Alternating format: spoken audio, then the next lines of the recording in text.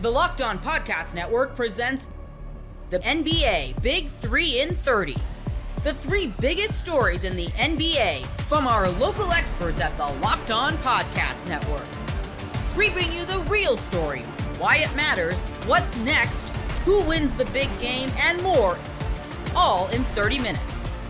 The NBA Big 3 in 30 starts now with the biggest stories in the NBA. A midnight bombshell.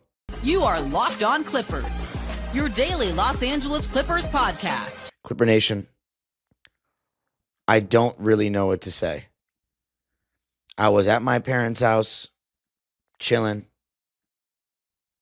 doing some business work.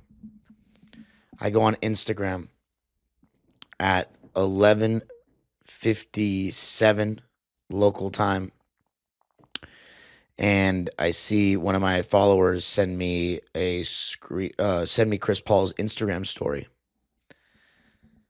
And Chris Paul's Instagram story said the words, "Just found out I'm being sent home." And he put a peace emoji.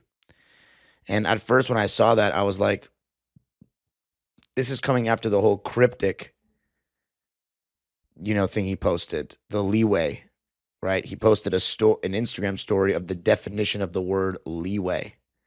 And I was like, what does that imply right now? Is that something cryptic about the team?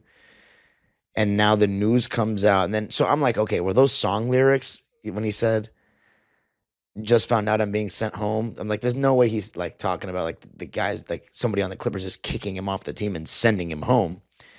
And then I go on Twitter and you got Chris Haynes, Joey Lynn, Tomer saying that Chris Paul has been sent home.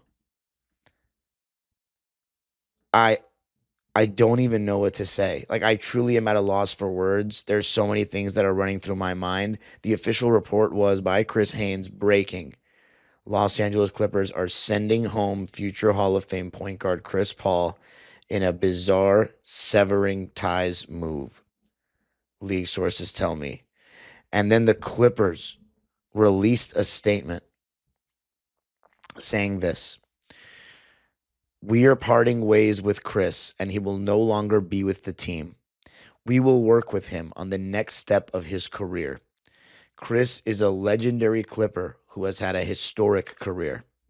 I want to make one thing very clear. No one is blaming Chris for our underperformance. I accept responsibility for the record we have right now. There are a lot of reasons why we've struggled. We're grateful for the impact Chris has made on the franchise." End quote.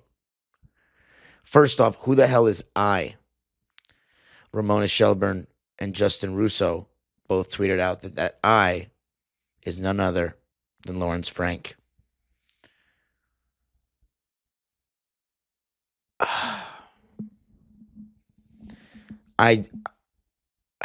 Clipper Nation, I truly do not know what to say. Does this matter that much from a basketball perspective? I'll be talking later about why I don't think it really helps, but it's not that big a deal. He wasn't playing well. Like CP3 he's been disappointing to the point where, he's been disappointing. And we thought he would be better than this. At least I thought he would be better than this. I can only speak for myself. I thought he would be better than this. Clearly, Lawrence Frank and the Clippers front office thought he would be better than this. And if he were performing right now, I don't think you would have seen whatever the hell just happened. Clearly, it had to be really bad because this is not about basketball. I don't think the Clippers would trade Chris Paul because there's no point. He's retiring after this season. Nobody would want him with the way that he's playing. Worst case scenario, he was going to be out of the rotation and just kind of riding off into the sunset on the bench in the place that he wanted to be, where he went from one of the best point guards in the NBA to a complete household name, and where he had the best years of his career, and most importantly for him, where his family is at. He announced a couple of days ago that he's going to retire. When we played the Grizzlies last week, we did a little video tribute for him and all gave him applause. And he put his hand up acknowledging the crowd. This was his farewell tour, where he wanted to be. I don't want to speak before all the information comes out, but I don't think there's any way that whoever made this decision, whether it's Ballmer, Ty Lue got into a fight with him, Lawrence Frank got into a fight with him. I don't know what happened. Could CP3 have gotten into a fight with the team? I don't know. I truly don't know, but I know that someone had to make this call to essentially kick Chris Paul off this basketball team. And this is not basketball related. Obviously, of course, the root of it is, but there's no way that this was about basketball. Like, he's not good enough to be on the team. We can't even have him as a leader in the locker room. Clearly, there was something that happened, an incident or something that built up where somebody did not want Chris Paul around anymore. Because Chris Paul wanted to be here. And there's no way that I don't know what's going to happen. We're going to get more information, hopefully. But there's no way that I'm agreeing with Frank, Ty Lue, or Ballmer on this. Chris Paul has done more for the Clippers, in my opinion, than all those three. The only one you can argue is Ballmer. Ballmer did give us a new stadium. Ballmer is the antithesis of Sterling. But I don't know about what. Ballmer is better than Sterling, and he's very rich, and I love how much he cares, and I love the deals, the wall pass and the swell prices. It's amazing. The certain things that the events they put on for Clipper fans, the viewing parties, all that is awesome. Like, I do love Ballmer, but what moves the needle more? A great owner or a great player that people watch this game for? It's definitely the player. Blake Griffin and Chris Paul, not only did they give us the first consistent taste of winning before Ballmer came into power, they attracted a ton of fans because they were fun. Not only did they, obviously we didn't win much. We made it to the second round a couple of times. But for us, we had never experienced what consistent winning was, what 50-win seasons were like. Home court advantage was in the playoffs was like, on a consistent scale. Chris Paul made so many people Clipper fans. More than people think from the outside, or more than Laker fans would like to claim. He deserved to end his career and end this season as a Clipper like he wanted and get the farewell tour that he deserved. No matter how bad he was playing, fine, take him out of the rotation. None of us complained about that. But booting him off the team, I know I'm speaking without the information yet. But there's no way. Even if he punched someone in the face, I would take his side. Chris Paul changed this franchise. I doubt, because, if this is the case, then maybe they had to do it. If Chris Paul was hated by everyone in the team because he's making life toxic. But I'm not going to lie to you. I would side with Chris Paul over all these other fools, honestly. Because I know how much Chris Paul cares. We saw it for 6 years, year in, year out. And the one thing I never questioned, he's not a flawless player, but the one thing I never questioned was his desire. Never. Even when I went back and watched Game 7 against the Jazz, which was the closest thing you could say to a game that Chris Paul looked like he was not interested, he tried, but he's limited at his height to get off. He got off shots, but he's not built to be a number one scorer on a team that has aspirations, no pun intended, to go far in the playoffs. That's not who he is as a basketball player. He's a highly efficient scorer who can score from 3 levels and has a great handle and had a great handle and could create enough space. But we saw in moments, and that's part of the reason why Lob City peaked in the second round, he was our most reliable crunch time scorer and fourth quarter scorer. And that's just not his role. Like, he can do it and win a round for you. He should have honestly won 2 rounds, but to win a championship, to be a real championship contender, what Chris Paul needed to be was a true number 2 in his prime. And he was going to be that with the Lakers. But hey, it is what it is. I'm thankful we had him. But it's shocking. It's really shocking. It's really disappointing.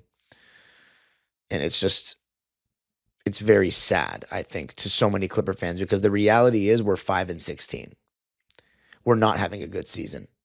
For all we know, we're still going to try to support this team and try our best, to try to, I don't really know what to say. I'm still going to show up to the games and make noise for the guys, because I'm a Clipper fan and I want our games to look respectable on TV. But we could be in for a rough season. It's been a rough season so far. We could just be in for the end of our winning season streak that has lasted now 14 seasons. And the one silver lining was seeing Chris Paul, at worst, a top 2 Clipper ever At worst, a top 2 Clipper ever. Ride off into the sunset as a Clipper jersey. That was the silver lining. We got to celebrate CP3. Even if he was playing like ass, just seeing him on the bench in a Clipper jersey meant something to a lot of fans. In my opinion, we might turn things around and make the play-in if we're lucky. And then we're losing in the first round if we're lucky to make the playoffs. Cool. It would be nice to, I like being at playoff games, but for the long haul, it doesn't help the Clippers franchise. And all I care about is us winning a championship before I die one day.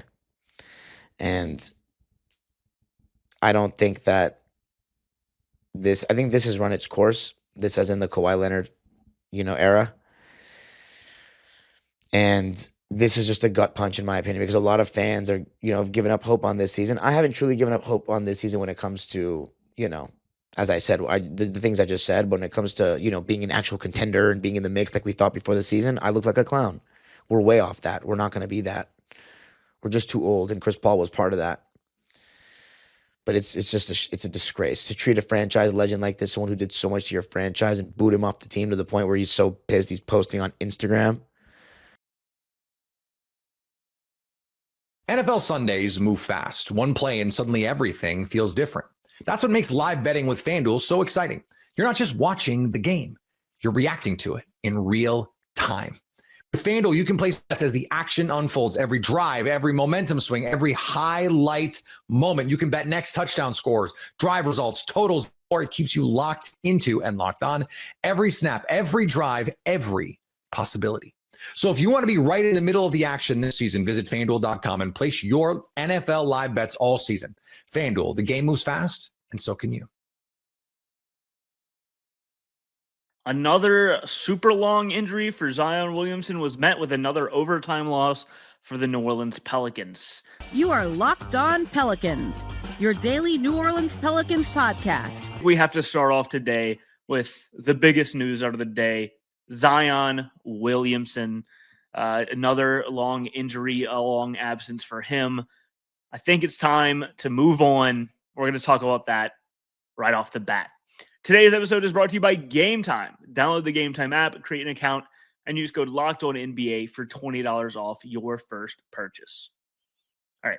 I think I have to start off this conversation with this. There is no at all ill will towards Zion Williamson. I am sure, unlike what a lot of people I think, he does not want to miss every game. He doesn't want to, he would rather be out on the court playing than sitting on the sidelines injured. There's no part of me that believes that he is getting hurt on purpose or not wanting to be out there.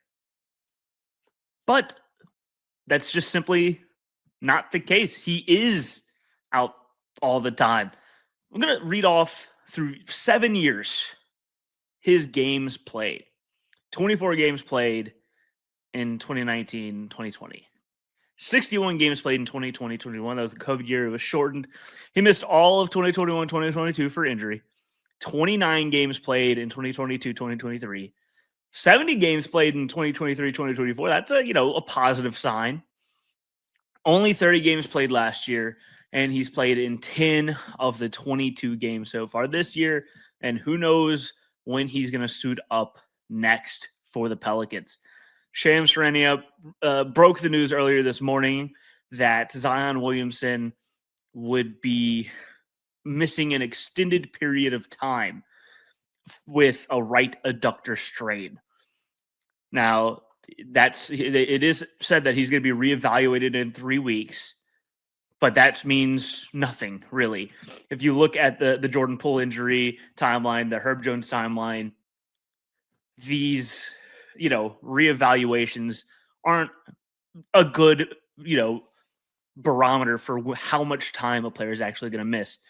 And Shams also followed up his initial report by saying he missed about 2.5 weeks to start the season. This one is expected to sideline him for much longer than that. So at minimum 3 weeks, but we're probably looking at, I guess via Shams, way longer than that. And my first question is, what happened? We know he was dealing with the hamstring. He played against the Golden State Warriors. He missed the game against the Lakers for rest. It wasn't this strain that was brought up. Nothing was brought up. And then he was taken off the injury report completely. And then now, this morning, out of nowhere, he's out for weeks. What happened? Where did this come from? And I think that exact feeling of like, how did this happen? Where does this come from? Is the exact feeling that makes me think the time for Zion Williamson on the New Orleans Pelicans should probably come to an end at some point soon. There's just, I mean, you walk into the Smoothie King Center today and the attendance was down again. People were upset. People, whenever they showed like the inactive list on the Jumbotron, it said Zion Williamson went out. You could hear people being like, oh, every time someone walked past us, they were talking about Zion Williamson. And honestly, with how much this fan base is frustrated right now, you can't be frustrated at him for not playing if he's not on the team. I think whenever he's on the court, he is, a game changer. This team is better with him on the court.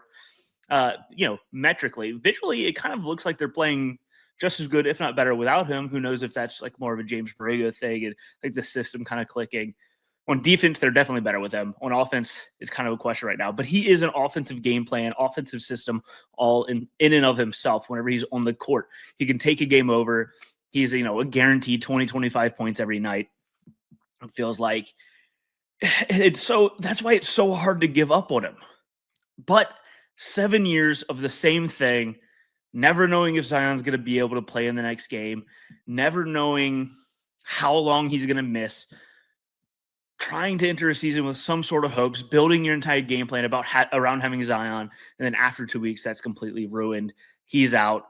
A number of players are out. There are times in this game where you're playing 3 rookies, 2 players on 2-way contracts, and that actually ended up being one of the lineups that looked the best. We're going to talk about that a little bit later. But it's just frustration, constant frustration.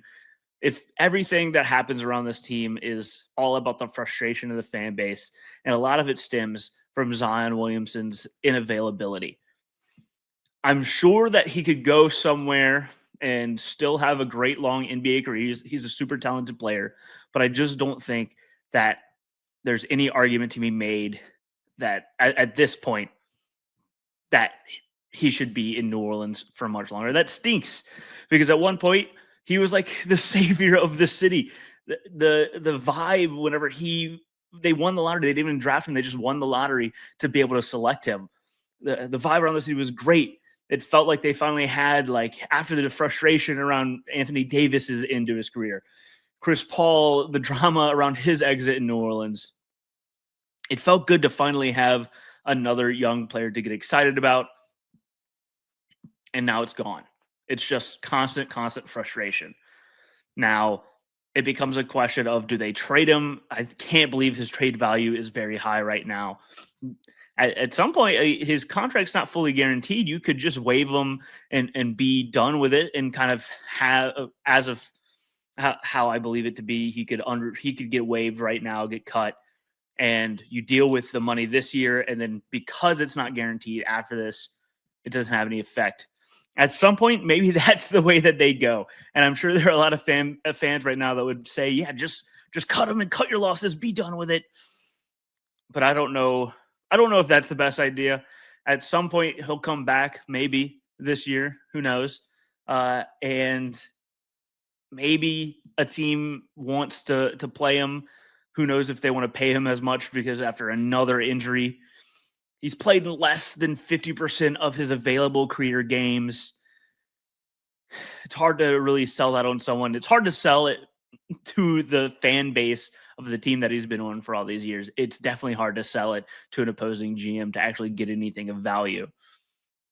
But no matter what, I think it's time for the team to move on.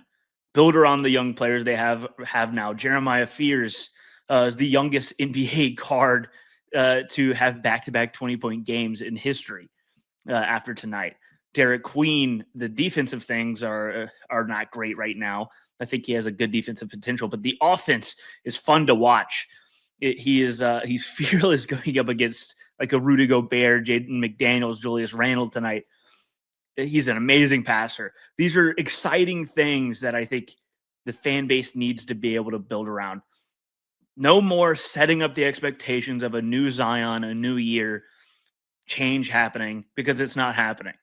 And people are getting frustrated that they keep getting fed the same spiel at the beginning of every season only for it to not actually happen. I hope Zion goes on and has a great career after this, but I think it's time to call it an end in New Orleans. Figure out some way to move on from the biggest distraction that the team has had, and that's saying something. NFL Sundays move fast. One play and suddenly everything feels different. That's what makes live betting with FanDuel so exciting. You're not just watching the game, you're reacting to it in real time. With FanDuel, you can place bets as the action unfolds. Every drive, every momentum swing, every highlight moment. You can bet next touchdown scores, drive results, totals, or it keeps you locked into and locked on every snap, every drive, every possibility. So if you want to be right in the middle of the action this season, visit FanDuel.com and place your NFL live bets all season. FanDuel, the game moves fast, and so can you. Boston Celtics get another impressive win. Jordan Walsh, the best basketball I've ever seen him play. Impressive. Most impressive. This Celtics team is playing well enough to beat these good teams. They have now beaten the Knicks. They've beaten the Cavs. They've beaten the Pistons, the Magic. They were very close. They had a chance to beat the Minnesota Timberwolves as well. All of a sudden, the Celtics are 12-9. This was a stretch. I think I had good reason to be worried about this stretch. They had just lost to the Brooklyn Nets. They had a couple of tough late games against the Sixers or Orlando. The Clippers. They things have gotten dicey, and I was like, look, Orlando, Detroit, Minnesota, Cleveland, New York, Lakers with a Wizards game mixed in. I was like, okay, I'll give them the Wizards game, maybe the Orlando game. Can they sneak one of these other games? Can they get one? Maybe two. So what's that? 2, 3 wins, maybe 4. Well, they've already gotten 4. They've beaten Orlando, Detroit, Cleveland, and now the Knicks. So they've gotten their 4 wins. Can they beat? Obviously, I think they should beat the Wizards. But as I said yesterday, I wouldn't be surprised if this is the game that they lose. And then you play the Lakers. If you can beat the Lakers, this is just an incredible stretch regardless. But if you could do that, that would be, talk about message being sent. So the Celtics are putting things together. This is a very high quality win, a true team win where they get performances from everybody. So here's how the game went if you didn't see it. Beginning of the game was gross. Jaylen Brown was terrible. The Celtics fell behind by as many as 14. It didn't look good. I think it was a 17-4 run to start the game for the Knicks. And I was like, ugh, okay. I'm sitting there like, if it's going to happen like this, then just be the blowout. If you're going to lose, just be blown out. Let's all just get the hell out of here. Let's not think about it too much. Let's just go. And it looked like the way Jaylen was playing, like, okay, something's up here. Maybe he just wants it too much against the Knicks. Remember the first game of the season, he talked about facing the Knicks, and he wasn't great. It was probably his worst performance. I think he scored well in that game, but he just wasn't his best. So I thought, okay, maybe the story of this game would be Jaylen Brown wants to beat the Knicks too badly. And that was going to be, I thought at least in the first quarter, that might have been where this game was heading and where the kind of the narrative was heading. He had 3 turnovers. He had 2 fouls. He was missing. It was bad. It was gross. But the Celtics kept hanging around, right? They didn't let it get out of hand. They were just answering. They're doing just enough. Second quarter, Hugo Gonzalez gets in the game. Celtics start to turn things around. They go small against Karl Anthony Towns, and Hugo Gonzalez is the catalyst there. But he's not the only one. Derek got a chance. Baylor Sherriman got a chance. You know, the Celtics went with a different look there. They even threw in some Haka Mitchell Robinson. So that was a fun little moment there at the end of the first quarter. But in the second quarter, they went small. They were effective. Jaylen Brown starts to all of a sudden catch fire, 18 points in the second quarter. He had 33 points in the middle two quarters without a single turnover. So just an incredible bounce back there. Then at the end of the third quarter, just unleashing hellfire. 12-0 run to end the quarter, bunch of three-pointers, and it was like, whoa, 18-point lead. Maybe I was right about the blow up or wrong about the team that's getting blown out. And of course, the Celtics can't get away from the Knicks. They never can anymore. Last regular season, it was easy, but now all of a sudden they can't. And we're kind of like joking around, like, can you imagine if this was another 20-point lead or 18-point lead that the Celtics blow in the fourth quarter? And they almost did. Got down to 3. But this time it was Jordan Walsh. It got down to 3. Joe Mazzulla calls a timeout, 6.5 minutes to go. And then it's the Jordan Walsh show. He gets the ball. The Knicks are blitzing Jaylen Brown. Jaylen gets the ball over to Jordan, and Jordan starts making plays, starts swinging the ball. It ends up with Josh Minot. He hits a corner 3. Jordan crashes the boards, gets an offensive rebound, putback, drives, gets a tough finish, gets a steal on the other end, forces a jump ball. He did everything at the end of that fourth quarter, and it was just incredible. The way they frustrated Karl Anthony Towns, and it's you look at the box score, and it's like 12 of 19, 29 points for Towns, 7 rebounds, a couple of assists. He had 4 turnovers, but you look at that and you say, wow, what an incredible game from Karl Anthony Towns. He did his job. Yeah, he's going to score, but them going small against him he couldn't carry them. It felt like some empty calories. I think he got some shots early, but the way they were defending him, I didn't see, like, watching the game. If you didn't show me a box score, I wouldn't have thought that Karl Anthony Towns scored 20. I would have thought he scored like 14, 15, 16 points, maybe 12 of 19. The numbers in the box score do not tell the story of what the Celtics did to Karl Towns, because that was, I thought, incredible defense. They frustrated him. They got him to turn the ball over.